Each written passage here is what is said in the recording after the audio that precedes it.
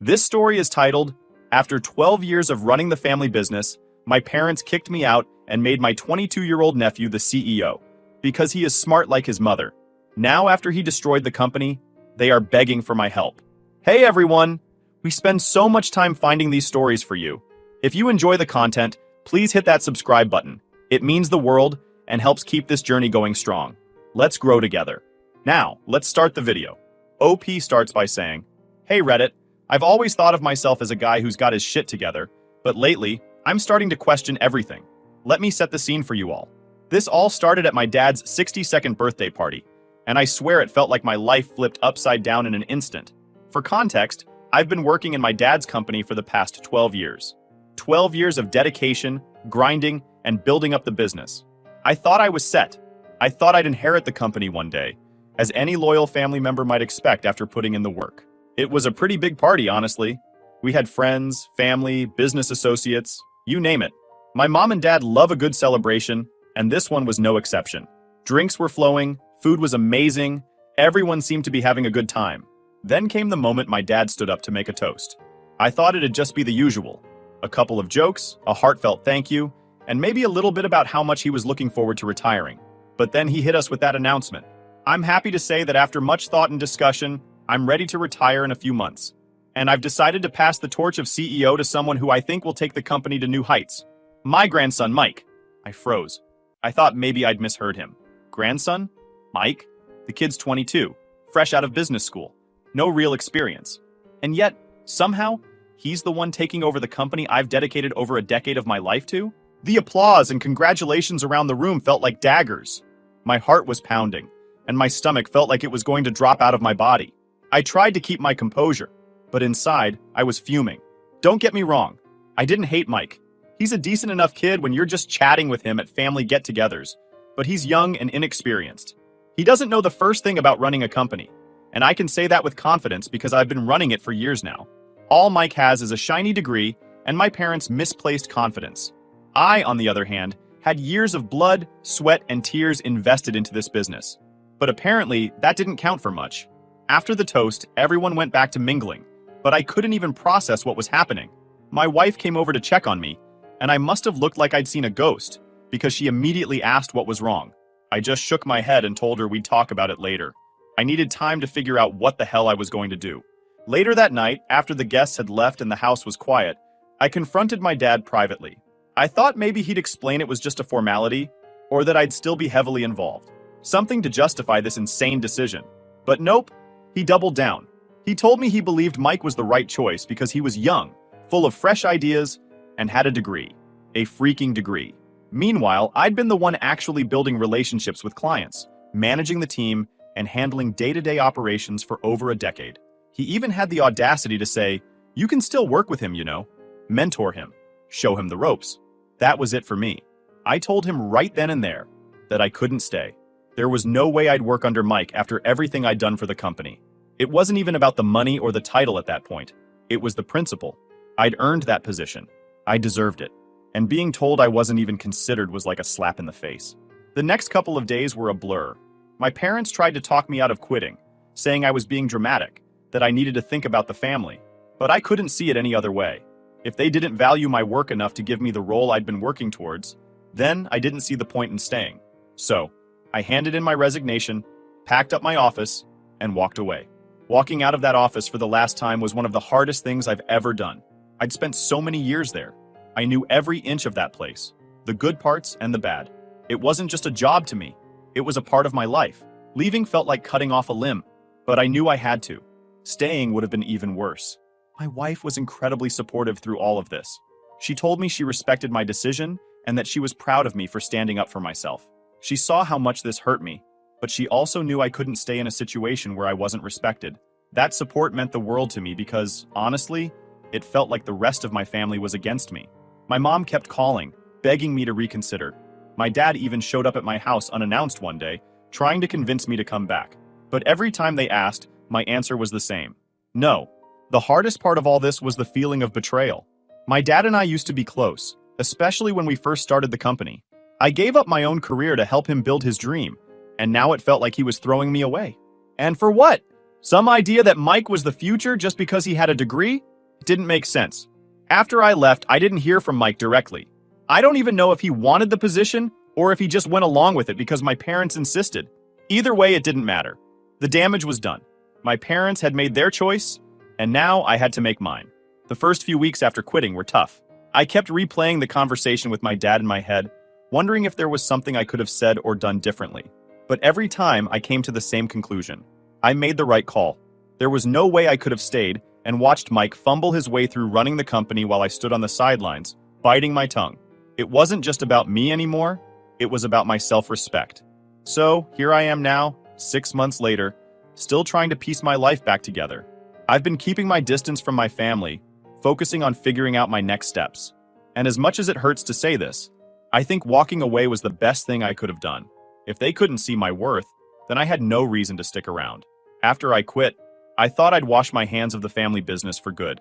I didn't want to think about it, hear about it, or even be reminded it existed. But life doesn't work like that, especially when the thing you're trying to forget is tied to your family. Despite my best efforts, news about the company and Mike's disastrous leadership kept finding its way to me. At first, it was little things. A friend of mine who still worked there texted me saying, "Dude, Mike just fired 3 senior employees because they didn't vibe with his vision." My first reaction? I laughed. Not because it was funny, but because it was so predictable. Mike had no clue what he was doing. Those employees had been with us since the early days and knew the business inside out. Losing them was like cutting off an arm and expecting to run a marathon. Next, I heard he was making some bold changes to our contracts. I'm all for innovation, but Mike was messing with deals that had been in place for years. Relationships I had carefully built and nurtured. Clients started walking away, frustrated and confused. And still, my parents stuck by him. "He's just adjusting," my mom told a mutual friend. "It's all part of the process." Yeah, sure. The process of tanking a company. Then came the real kicker, financial fraud. I don't know all the specifics because honestly, I don't care to dig into the details. But from what I gathered, Mike tried to inflate our numbers to impress a big client. Rookie mistake. The guy probably thought he was being clever, but all he did was wave a giant red flag that screamed, "Audit me!" The fallout was immediate and brutal. The company's reputation was shredded, clients bailed en masse, and the lawsuits started piling up. Hearing about all this was like watching a train wreck in slow motion. On one hand, I felt vindicated. I mean, I'd warned my parents that Mike wasn't ready for the job, but they didn't listen. On the other hand, it was painful to see something I'd worked so hard to build crumble in such a short amount of time. I didn't want to care, but I couldn't help it. That company had been my life for 12 years. It was like watching someone take a sledgehammer to a house you built with your own 2 hands. But here's the thing. None of this surprised me. Mike was never prepared to lead. The guy grew up with a silver spoon in his mouth, never had to struggle for anything. He had this arrogance about him, like he thought he could walk into a room and just figure things out as he went. That might work in school, but not in the real world. Business isn't forgiving. It doesn't care about your last name or your GPA. And Mike was learning that the hard way.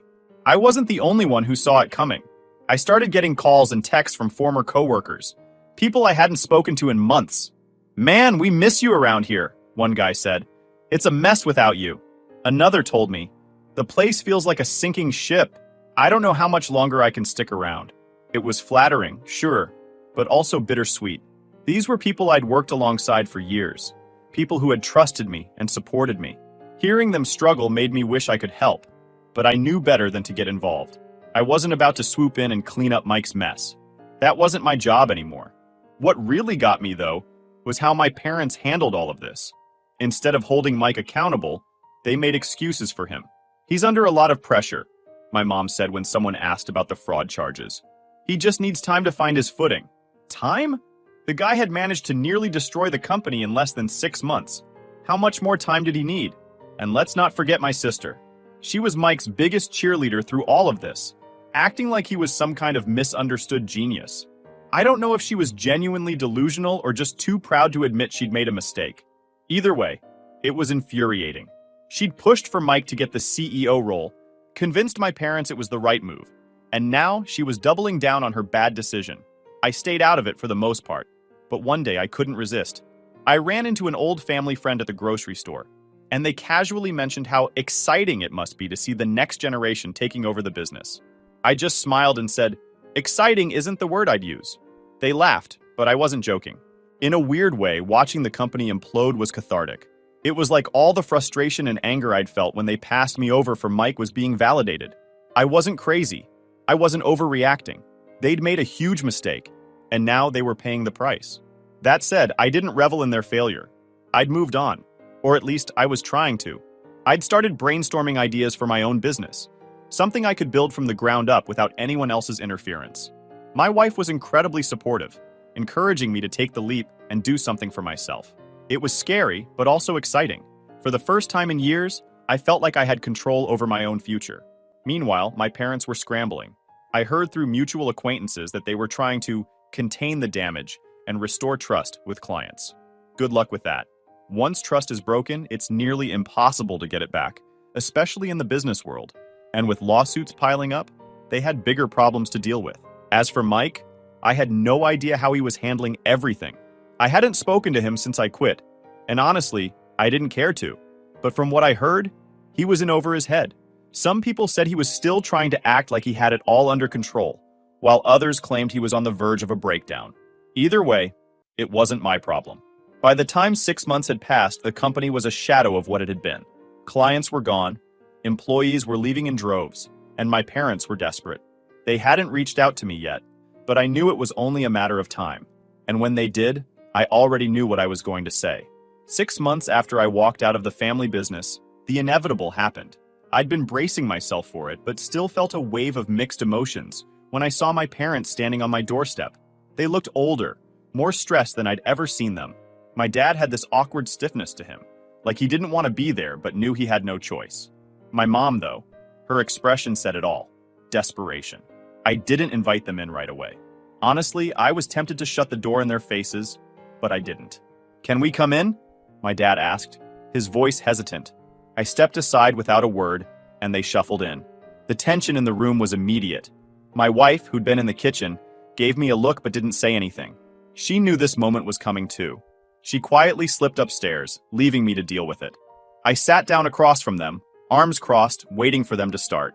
My mom jumped in first. She always did. "We need your help," she said, her voice wavering. "The business is..." She hesitated, like saying it out loud would make it worse. "It's in trouble. Mike made some mistakes. Big ones." I didn't respond. I just stared at her, letting the silence stretch. It was clear she wanted me to fill the gap, to jump in and offer a solution. I didn't. Eventually, my dad spoke up. "He's in over his head," he admitted, rubbing his temple like he had a headache. "And now the company is facing lawsuits, losing clients. We're barely hanging on." This was a moment I'd thought about many times since I quit. I'd imagined them coming to me, asking me to fix things, and me laughing in their faces. But now that it was actually happening, I felt more annoyed than anything else. It wasn't satisfying or validating. It was just sad. "And what do you expect me to do about it?" I finally asked. My tone wasn't angry, but it wasn't kind either. I wanted them to squirm a little. They deserved it. My mom reached out, putting her hand on mine. "You know the business better than anyone," she said. "We need you to come back, please." Her words hit me harder than I expected. For years, all I wanted was for them to recognize my value, to admit I was the one keeping the company afloat. And now, here they were, practically begging me to save them. But it didn't feel like a victory. It felt like an insult. After everything, they still expected me to clean up their mess. "Why don't you ask Mike?" I said, pulling my hand away. "He's the CEO, right? Let him fix it." "Mike can't handle it," my dad said, frustration creeping into his voice. "We made a mistake. We see that now. But this is bigger than him. It's about the company, about everything we've built. Everything I've built," I corrected. "I'm the one who spent 12 years making that company what it is.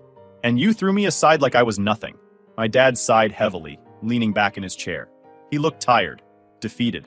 "We thought we were doing the right thing," he said. "We thought Mike would bring something new to the table. But you were right. He wasn't ready. And now, we're paying the price." Hearing him admit that should have felt good, but it didn't. It just made me angrier. They'd known Mike wasn't ready. I'd told them over and over, but they hadn't listened. And now they wanted me to pick up the pieces? "I'm sorry," my mom said softly, tears welling up in her eyes. "We were wrong. We should have trusted you, but it's not too late. You can still fix this." I stood up, pacing the room. "You want me to fix it?" I said, my voice rising. You think I can just walk back in there and magically make everything better? Do you even hear yourselves? You didn't trust me before, but now that you're desperate, I'm suddenly good enough? They didn't say anything, and the silence only fueled my anger. Do you even understand what you're asking? You're asking me to put my life on hold again, to bail you out of a situation you created. And for what? So you can pat me on the back and tell me, "Good job, kid," before throwing me under the bus again? That's not what this is, my dad said firmly. This is about saving the company, saving our legacy. Your legacy, I shot back. Not mine, not anymore. My mom started crying then, full on sobbing into her hands. My dad just sat there, staring at the floor like he didn't know what to do. And for a moment, I felt bad. They were my parents, after all. But then I remembered the humiliation, the betrayal, the countless nights I'd spent working late while they were off praising Mike for his good grades. That angered me more than their tears could ever soften. I can't help you, I said finally, my voice steady. I won't. I've already started working on my own plans. I'm building something for myself now, and I'm not going to throw that away to clean up your mess. My dad looked up, his face hardening. So that's it? You're just going to turn your back on your family? I laughed, a bitter sound. You turned your back on me first. Don't try to guilt me into this. It won't work. They left soon after that, my mom still sniffling, and my dad looking like he wanted to argue but didn't have the energy. As soon as the door closed behind them, I let out a shaky breath. My wife came downstairs, wrapping her arms around me. You did the right thing, she said. You don't owe them anything. She was right, of course, I knew that. But it still hurt. Walking away from the company had been hard enough. Walking away from my parents felt even harder. But I couldn't go back. Not now. Not ever. That night, as I lay in bed, I thought about what they'd said. About saving the company. About fixing things. A part of me wanted to. Not for them, but for myself. For the people who'd worked with me. The clients who'd trusted me. But another part of me knew it wasn't my responsibility anymore. They'd made their choice, and now they had to live with it. I fell asleep that night, feeling more certain than ever. I wasn't going back. It was time to move forward. After my parents showed up at my doorstep, I felt a strange sense of clarity. For the first time in months, I stopped looking back. I'd spent too much time stewing over what happened, rehashing the betrayal, the disappointment, the anger. But after slamming that door on them, metaphorically and literally, I realized it was time to focus on what lay ahead. If I wasn't going back to their company, I needed to build something of my own. Starting from scratch is daunting, even when you know what you're doing. I didn't have a big office or a fancy team. Hell, I didn't even have a proper plan at first. All I had were the skills and knowledge I'd built over 12 years and the determination to prove to myself, and maybe a little to them, that I could do this. The first step was figuring out what kind of business I wanted to create. Real estate was all I knew, so that part was a no-brainer. But I didn't just want to recreate my dad's company. I wanted to do something different, something better. I'd learned a lot over the years, not just about the market, but about how to treat people, clients, employees, everyone. My parents had always treated the business like a machine, churning out deals without much regard for the people behind them. I wanted to build something more personal, more human. I started by reaching out to a few of my old clients. These were people I'd worked with for years, people who trusted me. I explained that I was starting my own thing and asked if they'd be interested in working with me again. To my surprise and relief, most of them were enthusiastic. We were wondering when you'd get back in the game, one of them said. Mike's been a disaster. We've been waiting for someone to step up. Their responses gave me the boost of confidence I needed. If they believed in me, maybe I could pull this off after all. But getting clients on board was just one piece of the puzzle. I also needed a team. The company wasn't going to run itself. That's where my old coworkers came in. I'd kept in touch with a few of them after I left, and I knew some were unhappy with how things had been going under Mike's leadership. One by one, I started making calls. Hey, I'm putting something together, I told them. It's small right now, but I think it has potential. Are you interested? The responses were overwhelmingly positive. Many of them had already left my dad's company, tired of the chaos and mismanagement. They were between jobs, looking for something new. I'm in, one of them said immediately. I've been waiting for this call. Within a couple of weeks, I had a small but solid team. We didn't have a fancy office or shiny equipment, just a shared workspace and a lot of enthusiasm. It felt like the early days of my dad's company when we were scrappy and hungry. Except this time, it was my vision, my rules. Setting up the business was a whirlwind. Between registering the company, building a website, and figuring out how to market ourselves, I barely had time to breathe. But it was exhilarating. Every small win, A client signing on, a lead turning into a deal, felt like a massive accomplishment. For the first time in years, I wasn't just working. I was creating something, and it felt incredible. Of course, it wasn't all smooth sailing. There were moments of doubt, moments where I questioned whether I was biting off more than I could chew. The stress of juggling everything, finances, logistics, client relationships, was overwhelming at times. But every time I felt like giving up, I reminded myself why I was doing this. I wasn't just building a business. I was proving to myself that I could. One of the biggest challenges was balancing work and personal life. My wife was incredibly supportive, but I knew it wasn't easy for her. She was working full-time while I poured all my energy into the business, often working late into the night. "You're going to burn out if you keep this up," she warned me one night as I sat hunched over my laptop reviewing contracts. "I know," I said, rubbing my temples. "But if I don't push now, it'll never take off." She didn't argue, but I could see the concern in her eyes. It was a reminder that while building the business was important, so was maintaining the life we'd built together. I made a mental note to find a better balance, though I wasn't sure how just yet. As the weeks went by, things started to fall into place. Our first few deals closed smoothly, and the feedback from clients was overwhelmingly positive. "This feels like the old days," one of them told me, "when things were simpler, more personal." I missed this. Hearing that felt like validation. I was doing something right. Early, the business began to grow.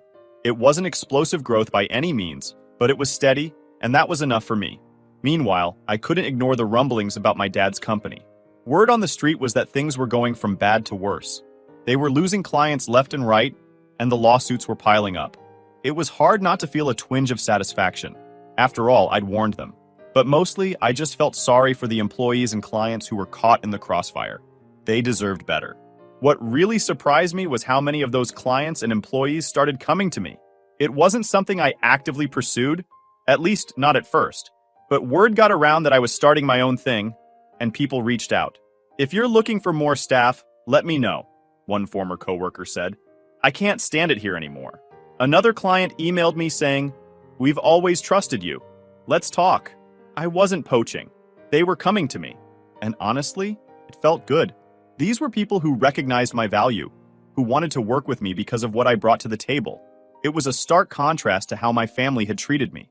By the end of the second month, we'd outgrown our shared workspace and started looking for a proper office. It was a small milestone, but it felt huge. Standing in that empty space, imagining the possibilities, I couldn't help but smile. This was mine. All of it. No one could take it away from me. I wasn't just surviving. I was thriving. And for the first time in a long time, I felt truly free. By the time I'd settled into the rhythm of my new business, things with my family had escalated. Word had spread about what I was doing. Clients switching to me. Employees reaching out to join my team. And it didn't take long for the news to reach my parents and sister. I hadn't spoken to any of them since their visit to my house. And I wasn't planning to. But they clearly weren't done with me. It started with emails. My dad sent a few, all variations of the same message. He wanted to talk, to work things out. I ignored them. Then my mom started calling. At first, it was once a week, then every few days. I never picked up. Eventually, she left a voicemail that made my blood boil. "I hope you're happy," she said, her voice trembling with barely concealed anger. "You're tearing this family apart. I don't know how you can live with yourself." I deleted the message without replying. What was there to say? They'd made their bed, and now they had to lie in it. I wasn't responsible for their mess, no matter how much they tried to pin it on me. But things really came to a head when my sister got involved. Unlike my parents, who were still trying to guilt me into coming back, she went straight for the jugular. One day, out of nowhere, I received a letter from a lawyer. At first, I thought it was a mistake, but as I read through it, my stomach sank. They were accusing me of stealing clients and employees. According to the letter, I'd intentionally undermined their business by poaching key accounts and personnel. They claimed I was violating some sort of unwritten family agreement and demanded I cease all operations immediately. If I didn't, they threatened to take legal action. I couldn't help but laugh as I read it. It was so ridiculous, so petty. There was no non-compete clause in my contract when I worked for them. I'd checked. Twice. They had no legal standing whatsoever. But the fact that they'd resorted to this tactic told me everything I needed to know about how desperate they were. Instead of responding directly, I forwarded the letter to my lawyer. "Handle it," I told him. "I don't have time for this nonsense." He assured me it was an empty threat and not to worry. Still, the whole thing left a bad taste in my mouth. A few days later, my parents showed up at my office unannounced. It was the first time they'd seen the new space, and I could tell they weren't happy about it. My mom looked around with thinly veiled disdain, while my dad's expression was a mix of anger and defeat. "Do you really think this is going to work?" my dad asked, gesturing at the office. "You're playing a dangerous game." I leaned back in my chair, unfazed. "It's already working," I said simply. "And it's not a game." My mom's face flushed with anger. "You're ruining everything," she snapped. "Do you have any idea what you're doing to this family?" "To us?" I stood up, keeping my voice calm but firm. "What I'm doing," I said, "is building something for myself. Something you didn't think I was capable of. If that bothers you, that's your problem, not mine." They didn't stay long after that. I think they realized there was no point in trying to guilt me anymore. But their visit left me shaken. Not because of what they said, but because it confirmed something I'd suspected for a while. They weren't just upset about losing the business. They were upset about losing control over me. For years, I'd been the dependable one, the one they could count on to keep things running smoothly. I'd sacrificed so much of my own life to help build their dream, and now that I was gone, they didn't know what to do. It wasn't about the clients or the money, it was about the power dynamic, and they hated that I'd taken it back. Meanwhile, things at my dad's company were going from bad to worse. Employees were quitting in droves, and their reputation was in tatters. Mike, I heard, was barely showing up to work anymore. Someone told me he'd been spotted at a bar in the middle of the day, looking completely out of it. I didn't feel sorry for him, but I couldn't help but think about how all of this might have been avoided if my parents had made a different choice. The lawsuits were still ongoing, and from what little I knew, the company's legal team was struggling to keep up. I didn't envy them. Trying to clean up the mess Mike had made was like trying to put out a forest fire with a garden hose. It was only a matter of time before the whole thing came crashing down. Through it all, I kept my focus on my own business. We were growing steadily, bringing in new clients and expanding our team. I hired a small marketing firm to help us get the word out, and it paid off almost immediately. The inquiries started pouring in, and for the first time in a long time, I felt optimistic about the future. One night, as I was reviewing our financials, my wife came into the room with a glass of ginger. "You know," she said, sitting down next to me, "I don't think I've ever seen you this happy." I smiled, setting the papers aside. "It feels good," I admitted, "building something for myself, not answering to anyone else." She leaned her head on my shoulder. "You deserve it."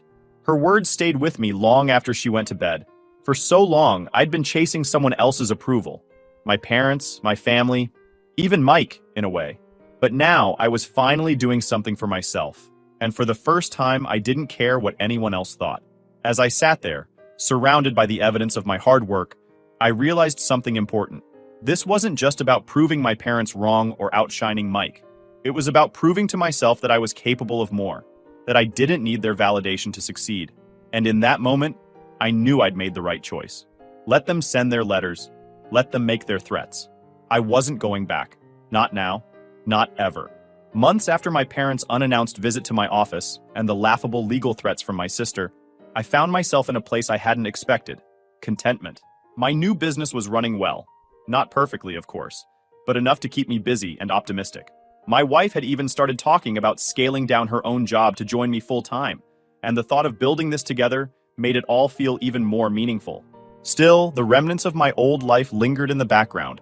My parents weren't the kind to just let things go, and though I had blocked most of their attempts to contact me, every now and then, word about the family business or Mike would filter through mutual acquaintances. And the news was rarely good. Mike, it seemed, had finally cracked under the pressure. The lawsuits had drained the company financially, and the loss of key clients meant their revenue was practically non-existent. My dad was forced to liquidate some assets to keep the doors open, but even that wasn't enough. A couple of former co-workers who had joined me recently mentioned that the office was practically a ghost town. Employees who stayed were doing so out of desperation, not loyalty. One day, I got a call from an old client who'd stuck with my dad's company longer than most. "Your parents sold the building," he said. "I thought you'd want to know." That caught me off guard. Selling the office? That building had been the company's home since day one. It was more than just a workspace. It was a symbol of everything we'd built together. Hearing that it was gone felt strange. Not sad exactly, but like another piece of the past had crumbled away. "Thanks for letting me know," I told him. "But I'm not involved with them anymore." "I figured as much," he said. "Just thought you'd want to hear it from someone who's still rooting for you." I appreciated that. It reminded me that not everyone had turned their back on me during this mess. A few weeks after that, I got another surprise. This time, it wasn't a phone call or a letter. It was an email from my dad. I almost deleted it without reading, but curiosity got the better of me. The subject line read, "An apology." I opened it, skimming the first few lines, expecting more excuses or pleas for help. But as I read further, I realized it was different this time. He wasn't asking me to come back or trying to shift the blame. He was admitting he'd made a mistake. "I thought I was doing what was best for the family," he wrote. "But I see now that I let my pride get in the way. I listened to your sister because I didn't want to admit I was wrong about Mike.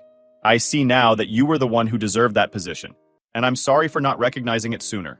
The email went on for several paragraphs, recounting moments from the past that I'd long since buried. He talked about how much he'd relied on me during the early years, how he knew the company wouldn't have survived without my contributions. Reading it felt surreal. Part of me had waited years to hear these words, but now that they were here, I didn't know how to feel. Toward the end, he mentioned something that stuck with me. "I know I can't fix what's happened," he wrote, "but I hope someday you'll find it in your heart to forgive me." I closed the email without replying. Forgiveness was a complicated thing. I wasn't angry anymore. Not really, but I wasn't ready to let them back into my life either. It felt like they were still trying to pull me into the past, and I'd worked too hard to leave that behind. Meanwhile, my business continued to grow. We moved into a larger office space and brought on a few more employees. Some of the clients who'd stayed loyal to my dad's company eventually reached out, asking if they could work with me instead. I was hesitant at first, but after a few conversations, I realized they weren't just looking for a deal. They were looking for stability. I gave them that, and in return, they gave me their trust. As for Mike, the last I heard, he was living with my sister again. The lawsuits had been settled, but the financial damage was done. He was reportedly trying to find himself, though what that actually meant was anyone's guess. I didn't wish him ill, but I also didn't feel sorry for him. He'd been handed an opportunity he wasn't ready for, and he'd squandered it. That wasn't my problem.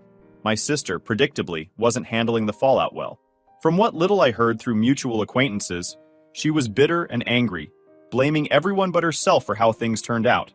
My parents had stopped defending her publicly, which told me everything I needed to know. They were finally seeing her for who she really was. Not the brilliant daughter they'd always believed in, but someone who was good at looking out for herself and no one else. One day, while sitting in my office and looking out at the city skyline, I realized I felt free, truly free. The weight of my family's expectations, their disappointment, their manipulation, it was all gone. For so long, I defined myself by what they thought of me, by what I could do to earn their approval. But now, none of that mattered. I wasn't building my business to prove a point or to spite them. I was doing it for myself, for my wife, for the people who believed in me. And that was enough. I don't know if I'll ever fully reconcile with my family. Maybe someday, when the dust has truly settled, we'll find a way to mend the broken pieces. Or maybe we won't. Either way, I'm okay with it. For now, I'm focused on the future. And for the first time in years, it feels like mine.